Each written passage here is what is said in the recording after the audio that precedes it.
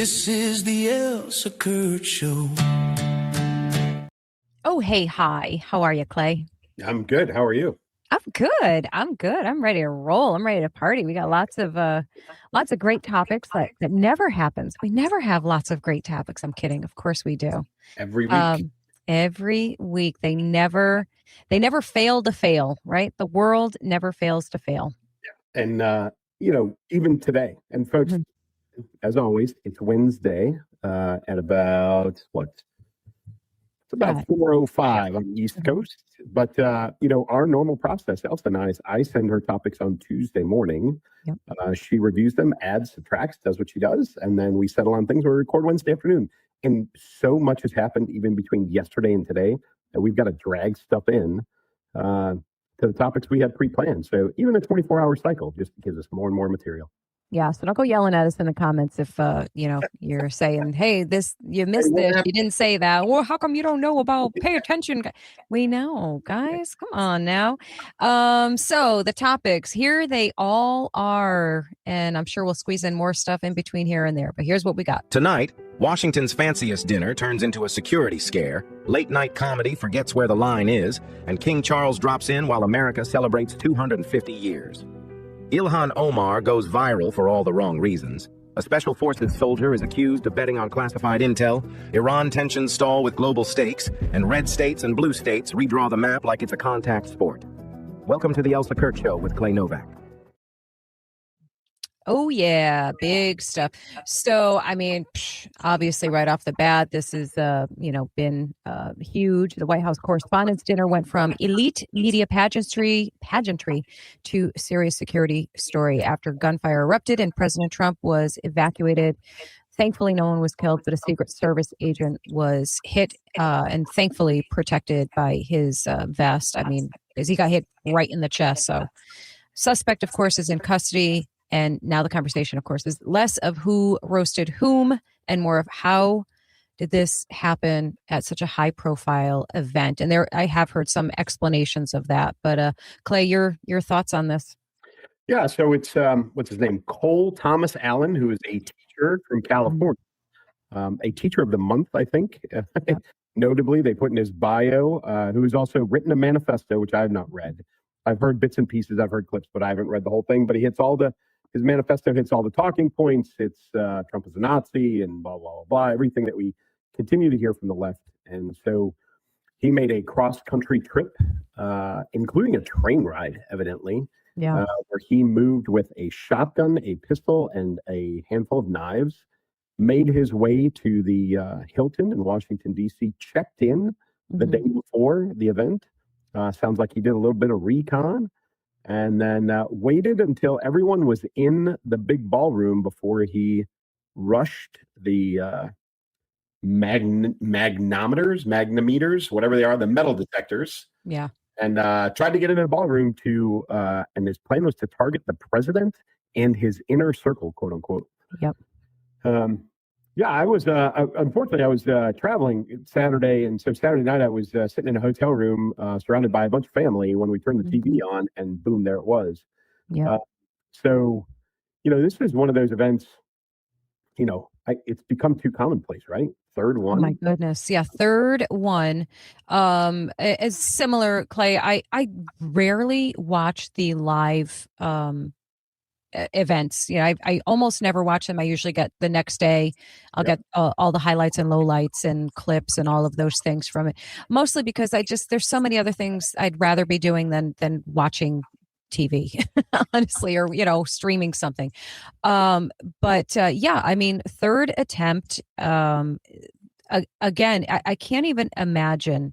I can't imagine being in that room. And one of the things I think a lot about regarding this is the people that were there, the press, a good number of them who openly, gleefully despise him, have been part of the rhetoric and the hate and the dog whistle blowing for these people to be doing these types of things, to be sitting there in that room and now actively being part of an assassination attempt where you meaning they could very easily have been hit by that gunfire, because this guy, he didn't care who else he hit. Like it was going to be mass casualty if he could have gotten away with what he was trying to do. And I can't help but wonder if there's any one of them that are sitting back and doing what they should be doing, which is going, you know what? Pump the brakes, man. Pump the brakes. This became real. Like, did it become real enough for any of these people to say, wow, maybe, just maybe, we've taken it too far and I'm going to pump the brakes here? I'm sure a bunch of people will pop up in the comments section and say, nope, nope, it's not enough for them, because it continues. And of course, I've seen enough of the post incident comments from different people who, clearly have no soul and no sense, and are still saying things like, oh, so close, darn, they missed again. Maybe next time they'll get them. Do you think any of these, have you heard any of these people in the press taking any kind of accountability here? Or am I just dreaming? I'm actually looking up right now, because there was a congresswoman, I think from maybe Connecticut, who posted on social media, Democrat, can we please stop trying to kill the president? I did see that. So I want to look it up. I'm trying to find her name because I want to give her credit for being a level head in all of this. And I unfortunately can't find her name.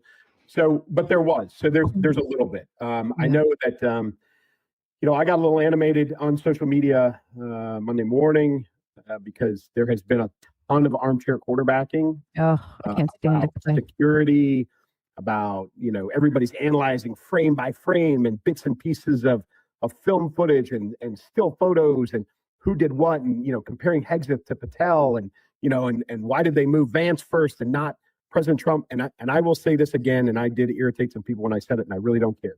If you are not a security professional, and you have never worked in a room like that or in an event with multiple VIPs, with multiple security teams, with layered security like there was, or you were not in that room and all you're doing is watching what is being fed to you by the media, shut up. You have no opinion in this. Right. Zero. You can say anything. Listen, it's America. You can say whatever you want, but I will tell you that you are not helping anything by armchair quarterbacking, by saying, oh, they should have, or what's going on with this, or criticizing the Secret Service, or making all of this speculation. You're not helping. Okay. The White House has already said they're going to do a complete review of this. The Secret Service is going to do a review of this, and every party involved is going to go back over this, as good organizations do, and they're going to figure out if anything went wrong. And I say if because I'm not convinced anything did go wrong, right? You can't plan for every contingency. You can't. And the bottom line is the guy got caught. Nobody got hurt. Secret Service agent caught one in the vest. There are accusations or claims that there were 4 or 5 shots taken. Nobody hit this guy. Again, a bunch of armchair marksmen, grown man running at full speed. Oh, I don't know why they didn't hit him. Okay, you try it, pal. Yeah, everybody's an expert from their so that stuff's got to stop first and foremost. So if you're one of those people, and again, it's America, you have freedom of speech, do what you want. I just think you look like an idiot and you're not helping the situation. So keep that to yourself. But there are some funnies that came out of it. I don't know if you saw, there's some folks that were taking the bottles of champagne, and I thought it was funny, and then I realized, and they paid, what was it, $2,000 to attend this thing? Oh yeah. And they're taking it too. They didn't get dinner. Like that whole thing got cut off. So people are like, beep, bottles of champagne, bottles of wine. Kennedy. Listen, I dressed up, did all of the things. She said she grabbed a couple and took them up to because she was staying in the hotel, took them up to the hotel room. And there were people that were so nervy after this that she just popped corks and gave 20 people a glass of wine or champagne and let everybody's nerves settle down. So there is some of that. But this whole thing, the rhetoric that drove this, and it is clear as day that this man was driven by the rhetoric that comes through the media, that comes through the DNC talking points, that comes through Democratic leadership, people like Hakeem Jeffries and all of the rest of these idiots. Who doubled down, basically. Double down. Like, dude, read the room. Read the room, bro. Absolutely. They are the direct cause of this. Yeah. Yeah. Like I said, my favorite term for that is that dog whistle thing. And they are constantly blowing it. And again, your Hakeem Jeffries of the world, just simply double down on their nonsense. And just as bad to me is the ones who have been, full steam with the rhetoric, now sitting there saying, we need to stop this. You guys need to calm. Yeah, exactly. Like, what is that? What is that even? Like you want to turn the page, turn the corner, whatever. That's wonderful. I love that. And I commend you if that's the case. But that doesn't sound like that to me. That sounds like, one, it's either like distancing yourself, like, oh, no, not me. I wasn't part of that. I'm simply calling for, which is garbage and crap. But, those people annoy me just as much. Like I'll even give Hakeem Jeffries like a fraction of credit. Say, hey, listen, he's sticking to his guns. He's, I'll give you credit for that, even if they are dead wrong and stupid and ignorant and awful. But the ones that pretend that I'm not part of that, time to comment or pointing the finger, just, being like, you people need to settle it down. Yeah. That's like if you look across, it's very funny to look at the mainstream media outlets and see who uses the word alleged or accused for Mr. Cole Thomas Allen, right? The guy literally ran through, was in possession of weapons, attempted this, was tackled. It was all caught on footage. Right. There's no alleged. Yes. Okay? There's no alleged. Like your gunman. Right. Like your Barack Obama tweet after the manifesto released. We don't know, we don't know what this was all about. What? Sure. Yeah, we're not sure. Like, really? Yeah. Barry? Really? Yeah. What did you think of the press conference afterwards? They went back to everybody. So all the key figures, the cabinet, key individuals, they all went back to the White House. They opened up the press room. They brought everybody in, and the president ran a press conference. Did you see any of the highlights of that? Yeah. I actually watched a good portion. I don't think I caught it from the very beginning, but I caught a good portion of it. And, listen, I've said this so many times. I honestly don't care what people's opinions of President Trump are. Love him, hate him, cringe, everything in between, whatever. But you cannot, in honesty, deny that the man is brave as can be. You cannot, because you'd be lying to yourself and you'd be lying to anyone that you try and deny that to. The man's bravery is astounding. 3 attempts on his life that we even know of. Maybe there was more thwarted or whatever that we don't even know about. But 3 attempts. He was shot in the ear, and he doesn't stop his love. And there's going to be somebody that calls it like, oh, it's just arrogance. It's just because he's a narcissist, like, okay, we'll go with that for you. If you want to run with that, you go ahead and run with that. But the rest of us know that the level of bravery that this man has in the face of absolute danger, threat, is astounding. And I extend that same credit to Melania and to his children and to his cabinet, because these are people who are getting death threats on a daily basis, credible, real death threats. And their commitment to what they believe in, which is the betterment of this country, is unwavering. And for that, they deserve so much credit. It's just unbelievable. I know he took a lot of flack from people for wanting to go back to resume right? Like, I get it. Like, come on, we're good. Let's go. Yes. Let's go. Got to live our life, man. Yep. And to be able to say that immediately after another attempt on your life is like, wow. I mean, if anybody can sit there and say, yeah, I'd do the same. I know you like to think that you do the same, but you don't know. You do not know what you would do in those circumstances. And there was a lot, Clay. There was a couple pictures, stills that I saw, and videos too, of some of the key cabinet members. You mentioned Hegseth and Patel, what they were doing and how they were acting. And there was one that kind of caught me in the feelings, and it was Pete Hegseth hovering, guarding over his pregnant wife. Wait, no, is she pregnant? No, somebody else is pregnant. She's not pregnant. I'm sorry. I'm thinking of The deputy chief of staff. Yes, thank you. Yes. Stephen Miller, Yeah. is him. Him as well. Of these just men, like manly, real alpha males doing what real men do in the face of danger, and that is, protecting their loved ones, literally using their body as a shield to protect their loved ones. And, it doesn't get more badass than that, guys, as far as I'm concerned. Well, I have my issues with Hexit. Yes. Personally, he did exactly what most people would do. I know, and I don't want to get too deep into this. Kash Patel was, kind of kneeling down. And truthfully, if you're in a situation like that, the best thing you can do is not interfere.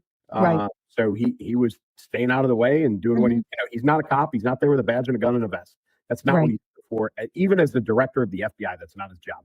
Let the Secret Service and those folks do their job. Stay out of the way, which is what he did. Hexit protected his wife, right? Stephen Miller protected his wife. There are those things. And I know there were a lot of people that were critical of Secretary Hexit and others at the press conference because, they'd just been through this life-threatening experience and now they're kind of laughing and joking, at the press conference. Here's reality, folks. That kind of stuff does strange things to people. And if it's happened to you more than once, and I will give Secretary Hexit the benefit of the doubt, and I will bet money that he has been shot at on more than one occasion. You process it and you move on. Two, some people's bodies and brains don't know how to process it. So laughter is how it comes out. Yeah. So don't be hypercritical of them, as they were moving through all of this at the press conference. Melania kept, as she is who she is, she kept everything lined up the way she always does. She was very stoic. The president even offered her the microphone and she said, no, I'm good. And they just, kept doing their thing. So, I thought the press conference was good. I think President Trump trying to, his gut instinct to go back in and like, hey, let's just do the dinner, I think I get it. Good commanders do stuff like that. You've got to continue to move forward. So I'm on board with that, but I do understand the Secret Service saying, no, like totally this is not a time to do this. Yeah. And they they took it down and went to the White House, and it is what it is. Yep. Let's go back to a minute. You had mentioned about, and I heard discussion about this as well, that J.D. Vance was, moved out first before Trump was and everything. Here's my understanding, or here's my belief of that, and you correct me if I'm wrong.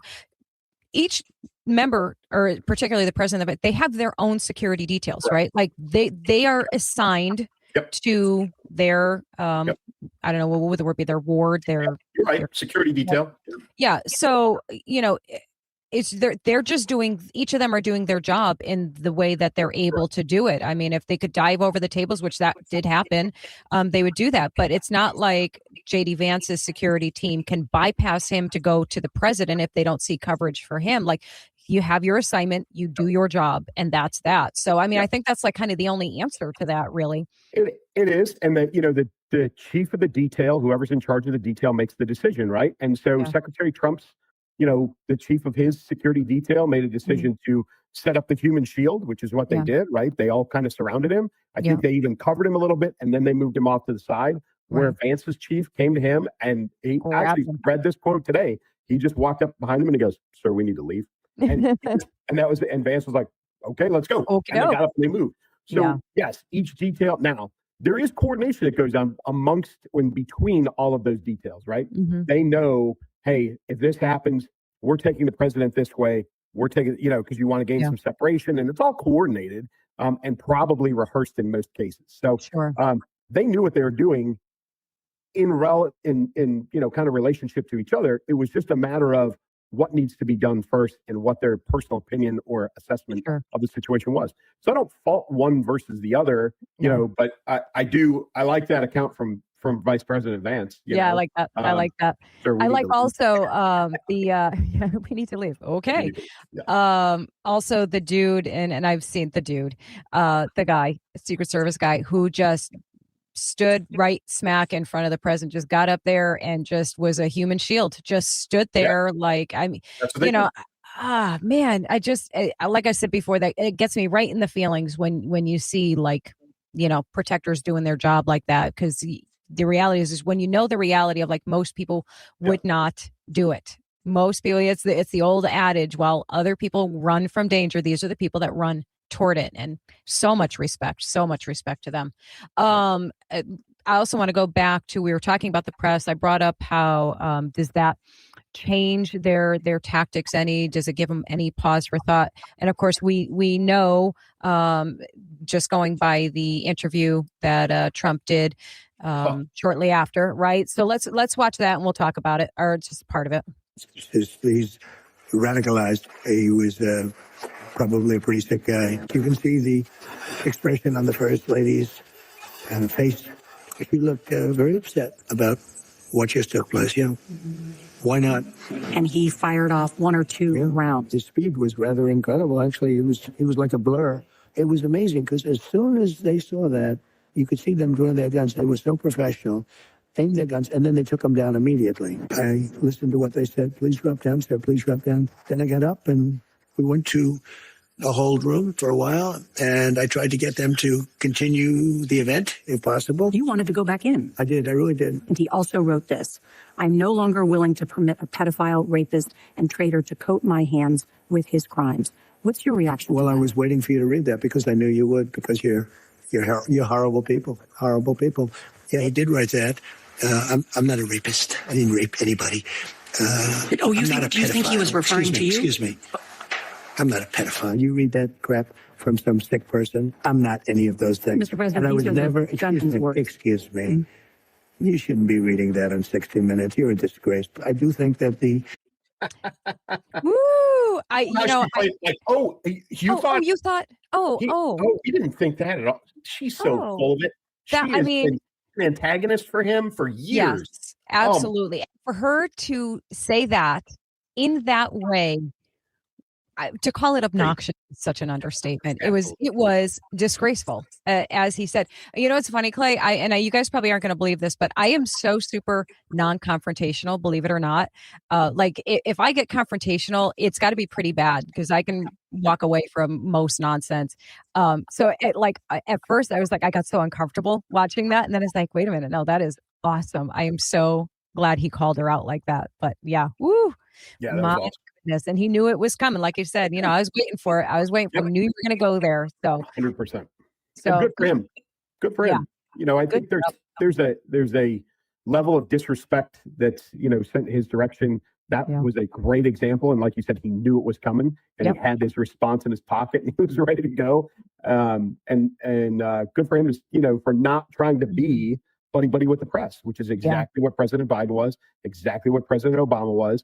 Right. And they got what they wanted. They got they got the, I'm not saying that President Trump would ever get or have a great relationship with any member of the press outside of Fox News, but he doesn't cater to them. And so when he holds them accountable for what they say, just like he did there, that is one of those things, you hear it all the time. This is what I voted for. And truthfully, that is one of the things that everybody voted for was they're sick of the garbage. And that's exactly what that was.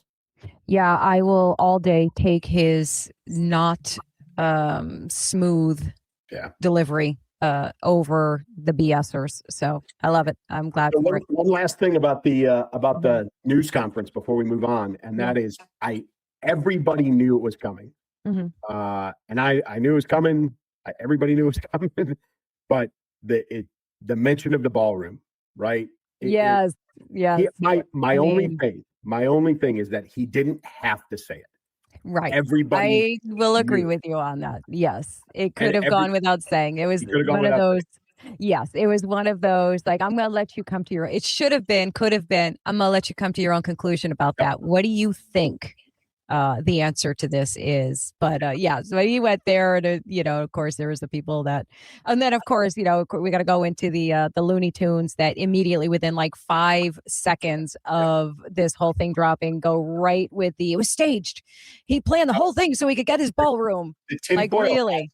The tinfoil hat stuff out of this has been great. Man, that stuff is so out of control. And which also they played to death, which I will not be playing it. The clip of Erica Kirk leaving in tears and just the exploitation of this poor woman. It makes me sick to my stomach. It is so vile and disgusting that people, and she literally, and actually Matt Walsh said it phenomenally, and I shared his, I don't know, tweet or whatever it was. If she cries, she's a faker. If she's smiling, she's fake. There is nothing that this woman can do to appease these nasty, disgusting, horrific, soulless people. And exactly why I won't be playing the clip. If you want to see it, I mean, it's been played a million times, guys. You can see it. I just choose not to exploit that poor woman any further than she's been. But yeah. So, oh my goodness. Back Speaking to of nasty and disgusting and horrible people in entertainment. bum, bum, bum, bum. Yeah. Oh, such a jerk. So Jimmy Kimmel does it again. This, correct me if I'm wrong, Clay. Yeah, this was actually like the night before. Was this like a night or two before, or I forget the actual time frame. So yes, it was Friday night. It was Friday night because the dinner was Saturday night. That is correct. Okay, yes. So Jimmy Kimmel joked that Melania Trump had a glow like an expectant widow. And of course, this wasn't such a big, huge thing before the dinner, but of course, after the dinner, it got a lot more traction. And of course, that comment blew up. Melania called it hateful. Trump demanded ABC fire him, which I actually disagree with. And now the FCC is reviewing the Disney-owned ABC station licenses, officially tied to broader blah, blah, blah concerns. So yeah, I don't agree with that part. Listen, I think he is disgusting. I would love for him to be fired, but not fired for telling tasteless, disgusting, horrific jokes. I think he, as much as I despise it and find it vile, I think he has a right to do it, and he should be allowed to. Let the people decide if they're going to watch it, if they're going to be, let us decide, because we get into that dangerous territory when you start putting government controls in places where, we're talking about free speech, hate speech, all of those things. I think most of us actually take some issue with that. Or you should. You honestly should. And I believe me, I get it. I find him to be one of the most vile human beings on television today. But so you said it. It didn't draw much attention Friday night and even into Saturday morning for a couple of reasons. One, you and I were talking about this before we even started recording. Most people turn on Kimmel to go to sleep. Yeah. He's just white noise. His numbers of people watching, I think, are highly skewed. I think there's a ton of people that turn that show on, hit the sleep timer, roll over, and don't actually watch. Two, the people that do watch are so used to him saying stuff like this that it didn't catch anybody's attention. So, which is a statement in and of itself, right? That, he says crap like this so often, it just nobody even blinks an eye. Yeah. Which again is a problem. Now, when confronted with this, because like you said, First Lady made a statement, President made a statement, he came back and he doubled down on it. And this is the one that killed me, because he said it was a light roast joke. Okay, so if you've ever watched any of the celebrity roasts, and I've watched a bunch of them, right? Even going back to the Frank Sinatra and the Dean Martin roasts were like the greatest thing that ever existed. Right? Just saying, yeah. So even go back to those, but the more modern ones, they happen all the time. They got Tom Brady, like that one didn't go so well. But when you roast somebody and you classify your jokes, because when you roast somebody on those roasts, especially now, they're sitting there. They have signed off on being roasted. They know that they're subjected to a lot of, pretty, in some cases, vile stuff being said, awful stuff. Kimmel, this is not a roast. It's not a light roast joke. You know why? Because she wasn't there. Neither was the president. You didn't say it to her face. You pretended like this was a skit, right? This was a skit of a roast, but it's not a real roast. Yeah. And so you can't play it off as, oh, well, it's really not a big deal. It's just a light roast joke. It's a roast if they're there. If you have the balls to say it in front of her or in front of him, which he doesn't, that's one thing. Yeah. That's not what this was. And he tried to play it off like it was nothing. And the reality is, we all know this. And I'm going to say it out loud because, like you said, he's a vile, horrible human being. Jimmy Kimmel is garbage as a person, right? He is that guy who hides behind his celebrity. He has zero intestinal fortitude. I could promise you, he would never have the guts to say that to Melania's face. He would never have the guts to say that to the president's face. He would never. And truthfully, any average male at all, he would never have the guts to insult anybody to their face No. because he's a punk. He's a always punk and a coward. He is that guy. And listen, folks, if you know him, tag him. I don't care. Please do. I really don't. He's a punk. He's a spineless Hollywood sellout punk. That's who he is. And even his longest friends know the truth. Yes, they do. Yes, they do. So, and Adam Carolla, who is a longtime friend, buddies with him, partners with the Man Show back in, I don't even know what decade that was, 90s maybe? Yeah. Oh, okay, early 2000s. He weighed in on this as I would have expected him to. He's weighed in on the last incidents with him, and I like Adam Carolla well enough. I definitely don't dislike him in any way, but he's got that soft spot for his friend Jimmy, and he does look for the best in him and tries to spin some of the things that he says and does in a better light. And this was no exception. I mean, he kind of acknowledged, but he also kind of wanted to give him a bit of a pass here at using the same things that you said, Clay, that roast, if you know anything about roast, they're pretty vicious. He was making a joke about the Trump's age difference. It wasn't anything about anything else. And that was kind of where I took a little bit of like, hang on a second. No, actually, no, I don't think so. But we'll watch what he had to say. And so you guys can draw your own conclusions too. So here's that. Look at Mo, so beautiful. Mrs. Trump, you have a glow like an expectant widow. I'll approach this from a comedic standpoint. A couple things. One is when you make a joke and then nothing happens, like there was no shooting. No one made a thing about it before the shooting. Mm-hmm. So then it's kind of a thing where you go like, oh, that Alicia Krause, I hate that. I hope she dies. And then 2 days later, you get in a car crash and you die. Then everyone looks at me and goes, no, I'm angry at you, at me. But I'm like, but if she never got in a car crash, you never said anything. Like this thing happened, then the joke happened before. Mm-hmm. So A, it's unrelated. B, I mean, to be fair, now people do this one too. They go, it's not like he wrote that joke, but he said that joke. Mm-hmm. But he didn't write that joke. Somebody wrote that joke and he said it because he thought it was funny. But that's a pretty typical roast joke. It is also a trope. Any younger, beautiful woman who's married to an older guy, especially if the guy's rumored to be sort of a douchey, you would make that joke at any roast. And or rich. Like a younger woman. My perspective was, oh, she's an attractive woman that is significantly younger than him. Yes. That married him for his fame and fortune. Yes. So whenever he dies, whether he was president or not. Yes. Like, you would make that joke. You could make that joke about Lauren Sanchez marrying Jeff Bezos, even though they're more similar in age. It's like, well, she's waiting for her cash out, right? If Trump was at a roast on Thursday, you would do that joke if he was still... To his face. Well, if he'd never been president. Yeah. You would do that joke. But yeah I get it. But here's the problem. Once, I think it's... Once there's a lot of sewage under the bridge, then the pump is already primed. And I think that's people's perspective. I mean, our friends Ben Shapiro and Dave Rubin were playing clips on their show about other jokes that he's made about Stephen Miller and about other members of the administration. And I think that sometimes people, they develop that case based on other things that he has said over time. It's a cumulative effect. They deem it's not funny.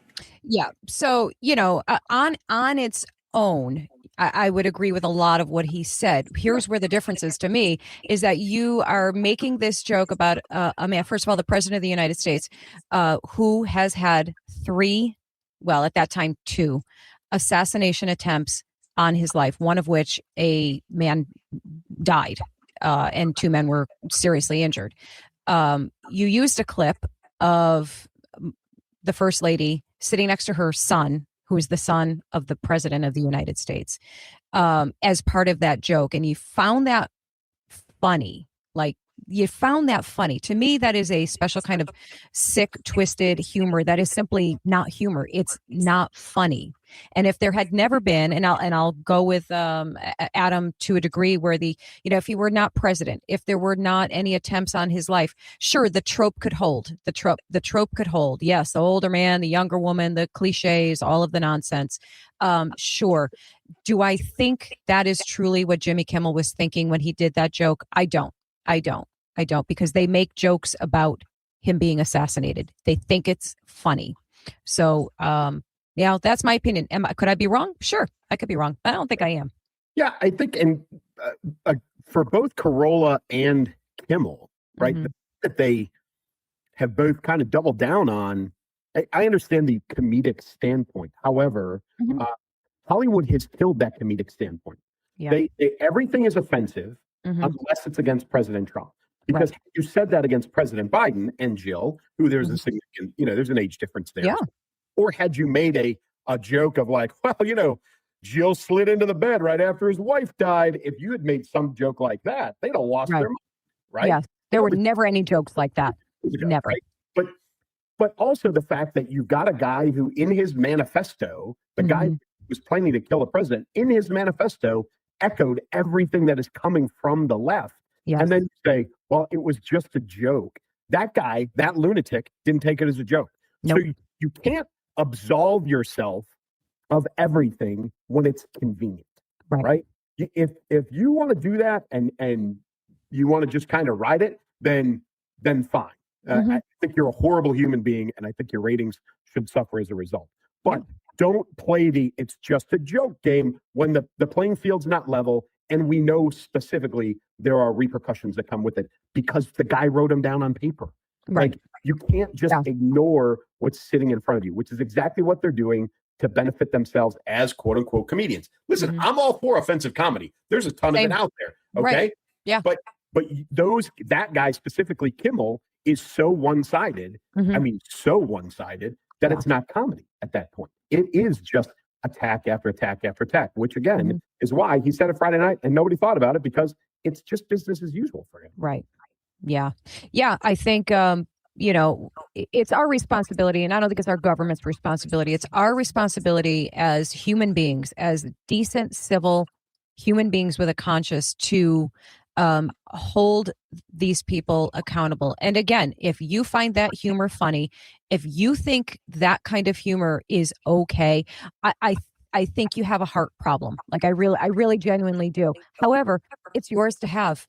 That is completely fine. If that is your choice in life to be that kind of person, okay. I mean, you have my sympathies, and God help you, really, because you're going to need it if this is your humor. Oh my goodness! Like if you think these things are okay, and the only other thing I took kind of umbrage with Adam Carolla's statement is like he said some whole thing about like if I had said, I hope the so and so dies because it's somebody you don't like, whatever, and the next day that person dies, then you're kind of like, whoops.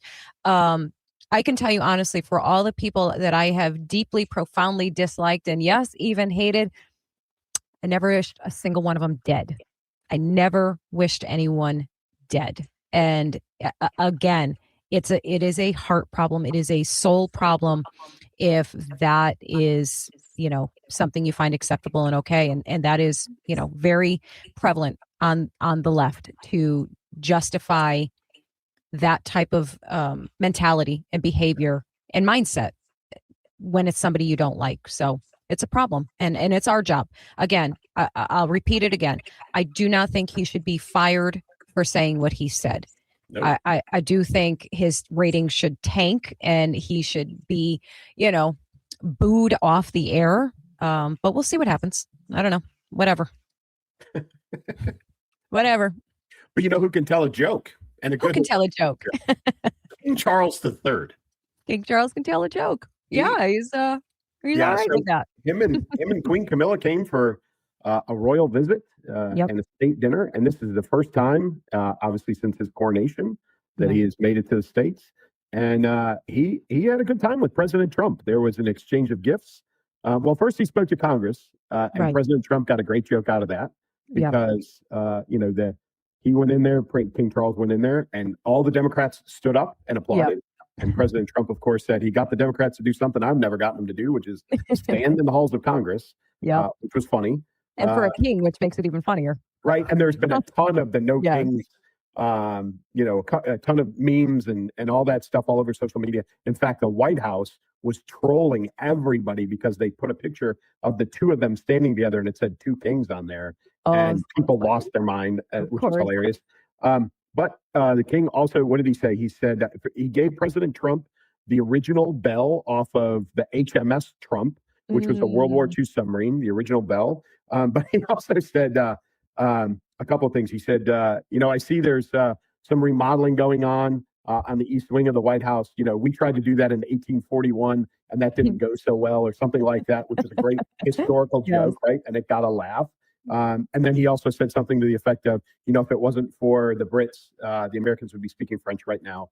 And again, so some great historical jokes, but these are like 200, they're 150, almost 200 years ago. You can make those kinds of jokes, what I mean? And so you got to have a little time. There's a little time space for some wounds to heal, right? people. But, and people took this as a joke, and I maybe it was, maybe it wasn't, but I don't know if you saw this, but the fife and drum corps from the old guard, who always wears Revolutionary War uniforms, including red coats, stood guard as King Charles, was there. So you had these guys, and there was a mix of, Great Britain, British flags, Union Jacks, and then along with U.S. flags intermingled. But you had these guys standing out there, standing post in the Revolutionary War uniforms, which again drew a little bit of side eye from people who thought that was done purposefully.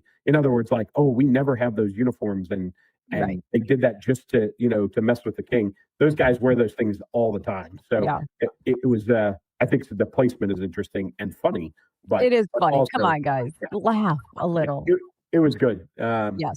What I guess there was something, I don't know, maybe you heard this, maybe you didn't, but Camilla chose not to wear her tiara for the I think she wore it for part of the visit, and then not for maybe the state dinner. And there was some comparison because when Queen Elizabeth did it in 1957 or whatever, like she wore her tiara the whole time.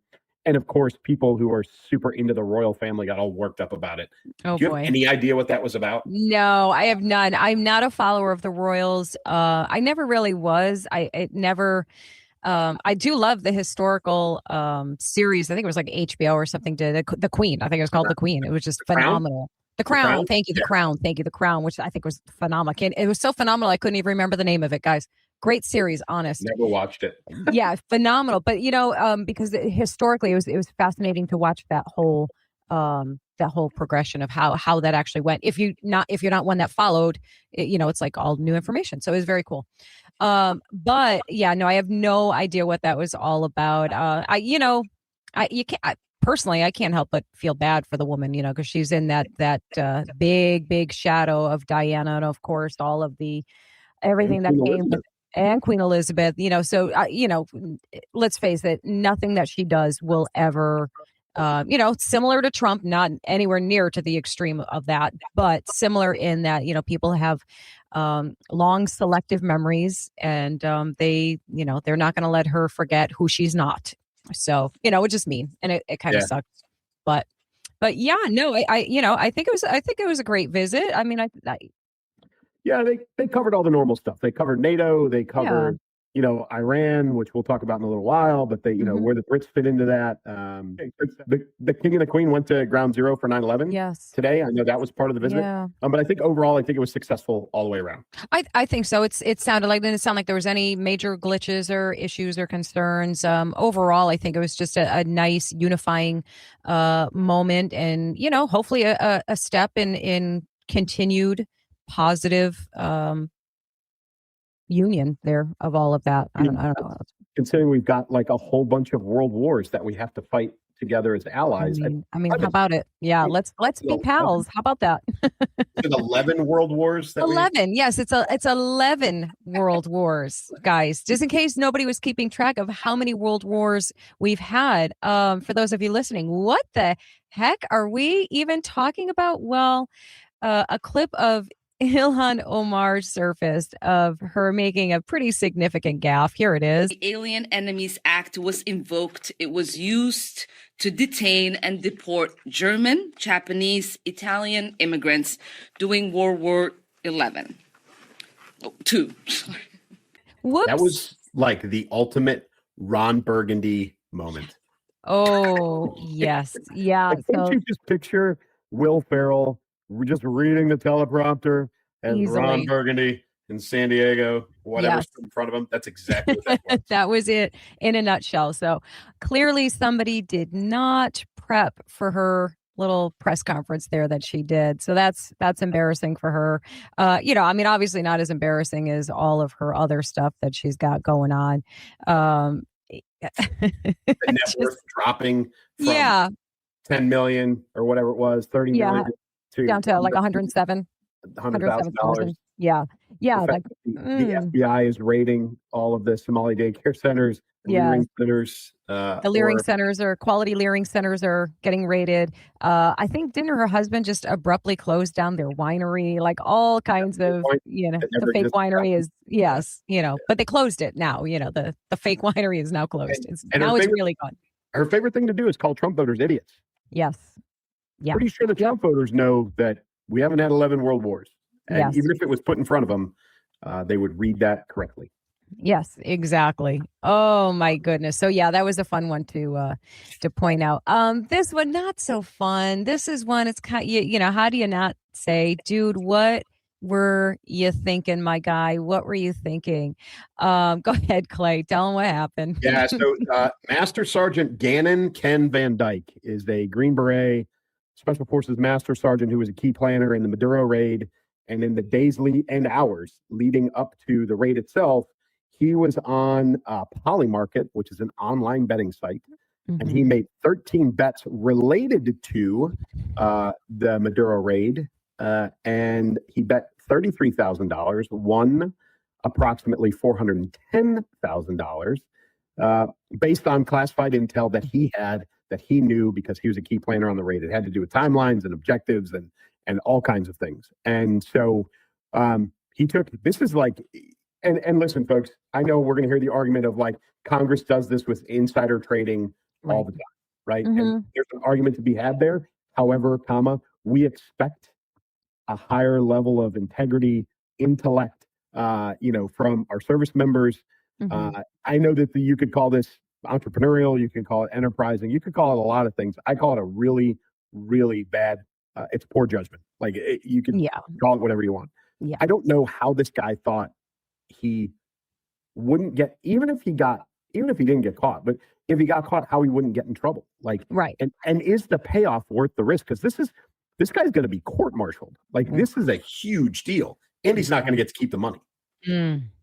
I do see. Listen, I see all the sides of this. I do feel that frustration of like, this guy is going to get reamed for this, and his career destroyed and all of those things. Like that's, of course he's accused, not convicted. So if that goes to the full extent, obviously his professional career is just destroyed, and that's terrible for such a stupid decision.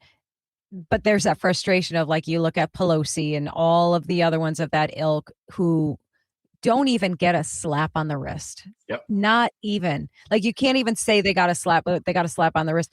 Nothing. They get away with it. Their pockets have been lined to the nth degree. And this guy, who's just probably making the bare minimum of whatever it is you make in the military, so that part, it's a little bit of a tough pill to swallow. But yes, I do absolutely agree with you. You're supposed to be held to a certain standard. There is honor and decorum and all of those things. And, betting on political military outcomes is not a cool choice. Not a good idea at all. So, yeah. I will bet you. I'll bet you. I will bet you that in his defense, as this goes to court-martial, part of his defense, one of the arguments within his defense will be the Apache helicopter flyby of Kid Rock's house. The guy's got a free pass from exit, truthfully, and used government money and that the fuel wasted and the flight hours and all of those things, and that this guy who truthfully did not reveal classified information, he bet on inside, right. So there's going to be some arguments there about military conduct, about ethics, about morals, all of those things. I think this guy's going to come out on the losing end at the end of it all. I think he may not do any jail time in Leavenworth or any of the other military prisons, disciplinary barracks, as they choose to call them. But he will get a less than favorable discharge that may impact him for the rest of his life. And so Yeah. he's probably going to lose his retirement. And a lot of other, this is going to impact him and his family pretty significantly for a long time. Mm-hmm. So. Yeah, I feel both kind of ways about it. Yes, I talk so much about accountability, and when you do wrong, it is kind of, period, end of story. You did wrong. You got caught. It was illegal.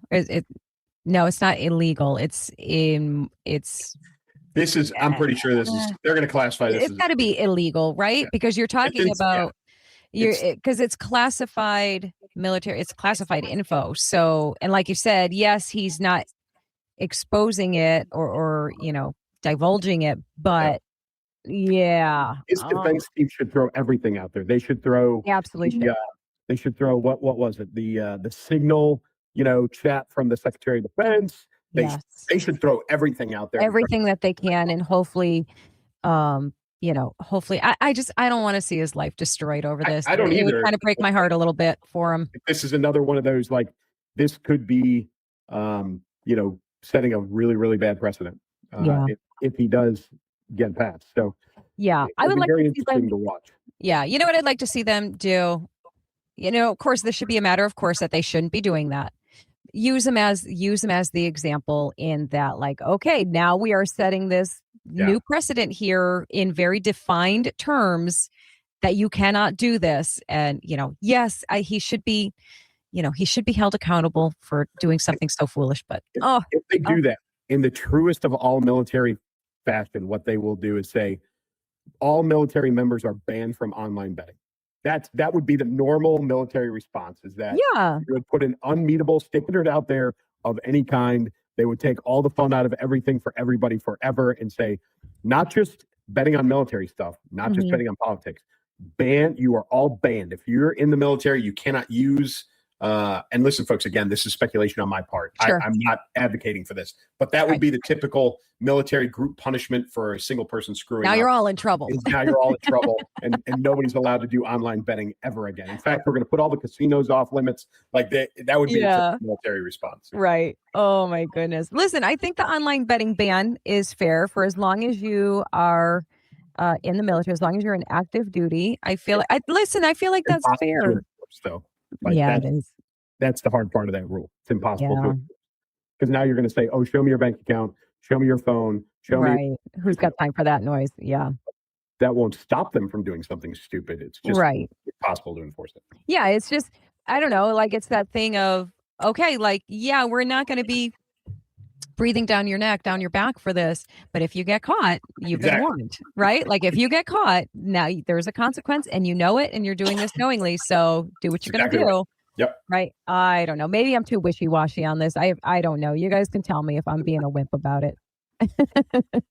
Oh, all right. Well, let's kind of keep kind of in that vein. Let's talk a little bit about Iran. The U.S.-Iran conflict has dragged past 2 months, with talks stalled over Iran's nuclear program, sanctions, blockades, and the Strait of Hormuz.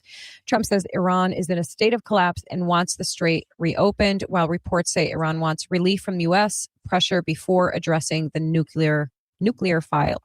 Energy costs and regional tensions are climbing. What you got to say about it, Clay? Well, so Secretary Hegseth was testifying today in front of Congress. The first question everybody kept, or one of the big questions they were asking, was how much is it going to cost? It's cost $25 billion so far in 2 months, and then there were questions of how much longer is this going to go on?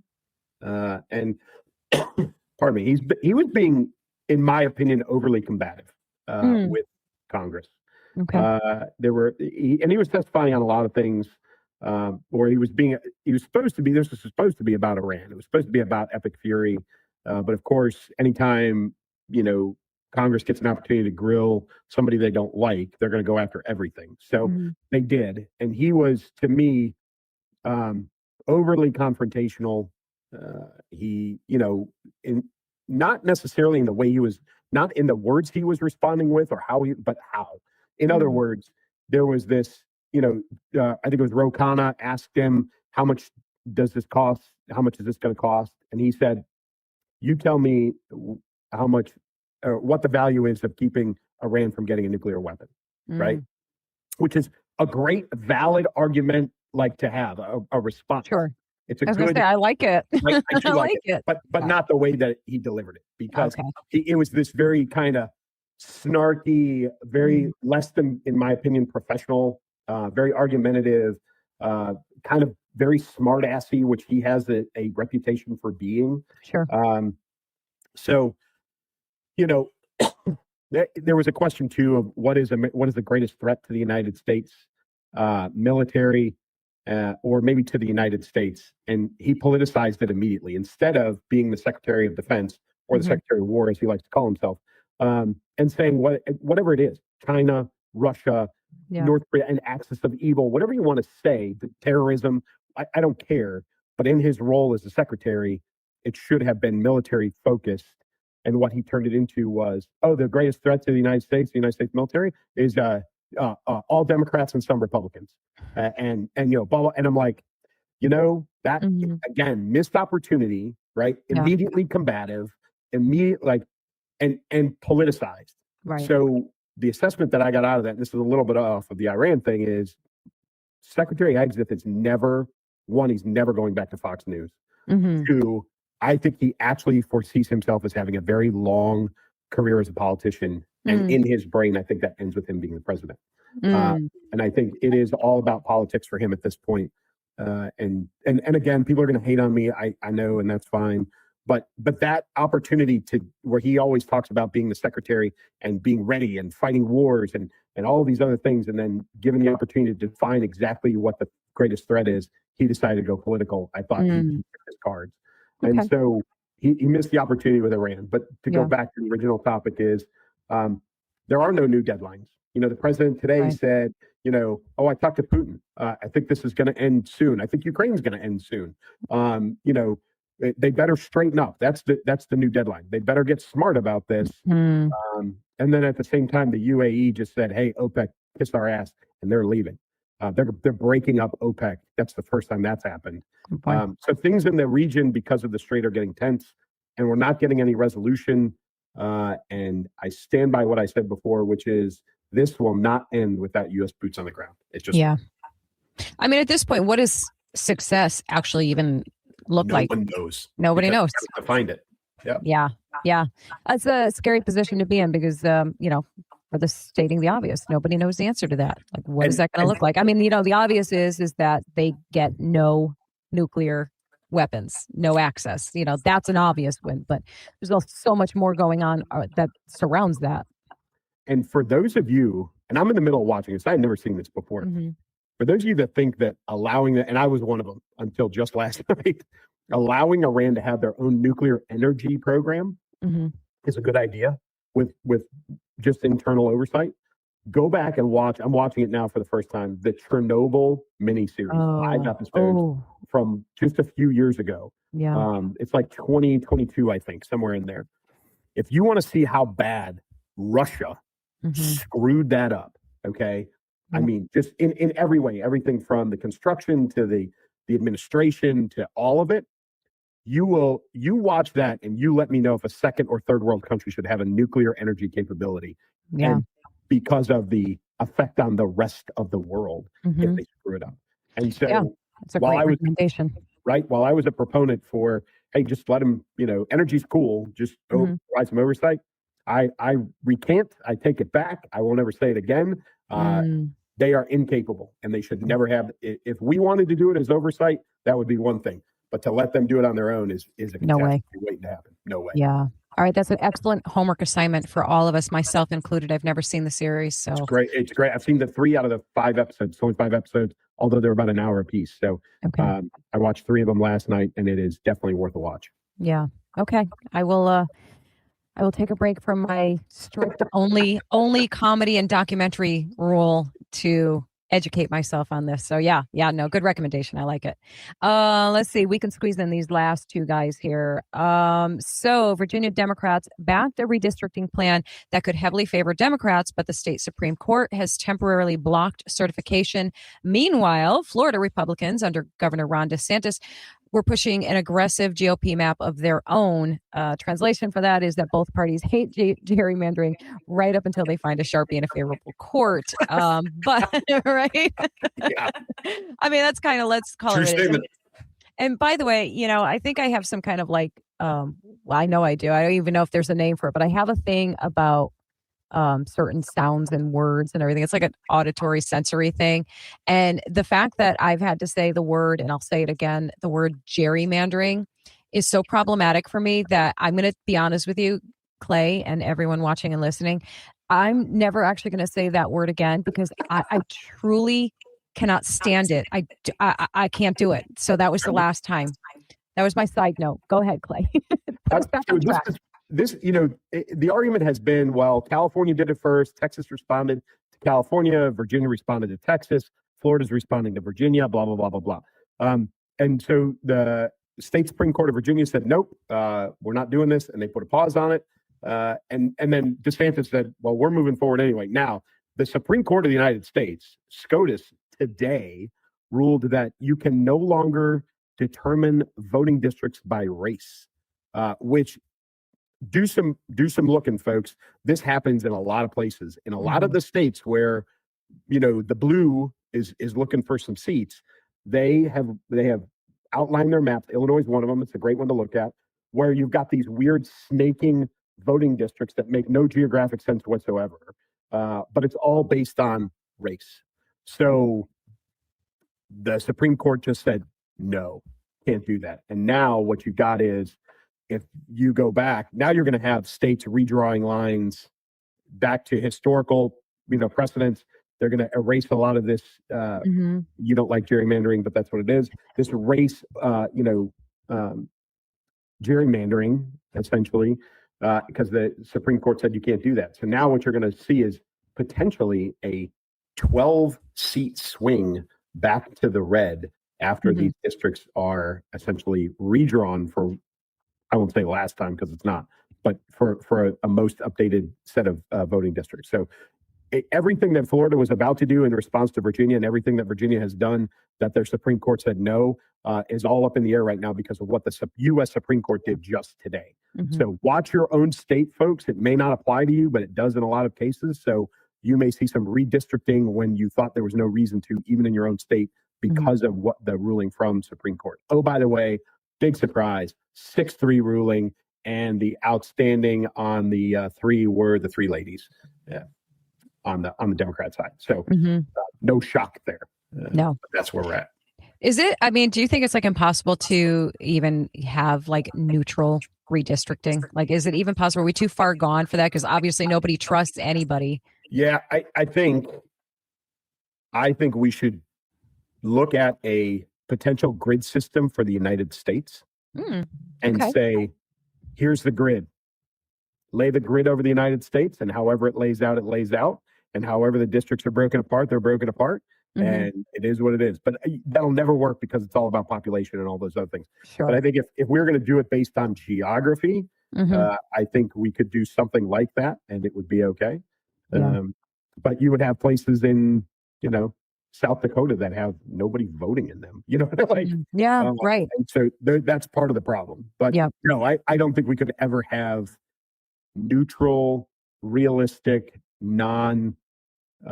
influenced voting districts. It won't happen. Exhausting.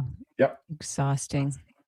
Good grief. All right. Speaking of exhausting, let's talk about the comment section. Our last one, the comment section. So I pulled up one for us. And actually, this is a good one. I chose to pick one that does not beat up either one of us or anyone else. Hey, how about that? For once, we're not getting beat up by somebody.